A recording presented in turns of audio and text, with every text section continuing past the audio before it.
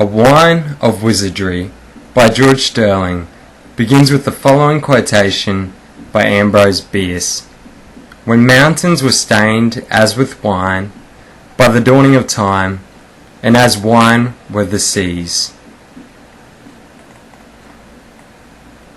Without the battlements of sunset shine, mid domes the sea winds rear and overwhelm. Into a crystal cup the dusky wine I pour, and musing at so rich a shrine, I watch the star that haunts its ruddy gloom. Now fancy, empress of a purpled realm, awakes with brow caressed by poppy bloom, and wings in sudden dalliance her flight to strands where opals of the shattered light gleam in the wind-strewn foam, and maidens flee a little past the striving billows' reach, or seek the russet mosses of the sea, and wrinkled shells that lure along the beach, and please the heart of fancy. Yet she turns, though trembling,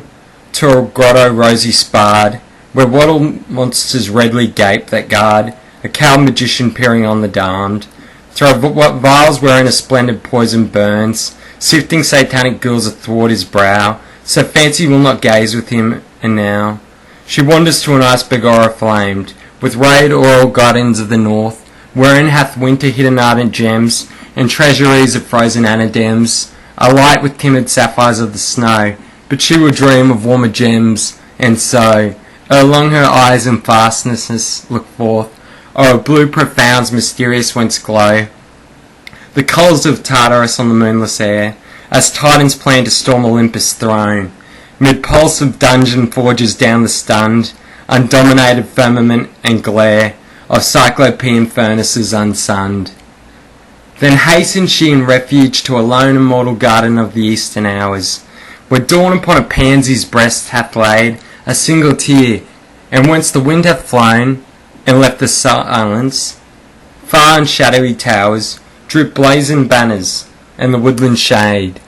with leafy flames and dyes autumnal hung,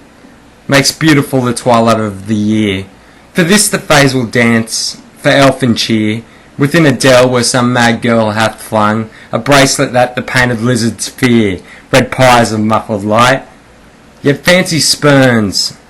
the revel, and to eastern hazard turns, and glaring beacons of the Soldan shores, when in Assyrian treasure house she pours, from caskets rich and amethystine urns, the fires of dusty jewels that have bound the brows of naked Ashtaroth around, or hushed at fall of some disastrous night, when sunset, like a crimson throat to hell, is cavernous, she marks the seaward flight of homing dragons dark upon the west, till, drawn by tales the winds of ocean tell, and mute amid the splendours of her quest, to some red city of the Ginjin she flees, and, lost in palaces of silence, sees, within a porphyry crypt the murderous light of garnet-crusted lamps whereunder sit perturbed men that tremble at a sound, and ponder words on ghastly vellum writ, in viper's blood to whispers from the night, infernal rubric sung to Satan's might, or chaunted to the dragon in his gyre, but she would blot from memory the sight, and seeks the stained twilight of the south, where crafty gnomes with scarlet eyes conspire to quench Aldebaran's affronting fire. Lo, sparkling just beyond their cavern's mouth, above a wicked queen's unhallowed tomb, there lichens brown incredulous of fame whisper to vain flowers her body's shame, mid stillness of all pageantries of bloom, within lurk orbs that graven monsters clasp. Red-embered rubies smoulder in the gloom, betrayed by lamps that nurse a sullen flame, and livid roots writhe in the marble's grasp,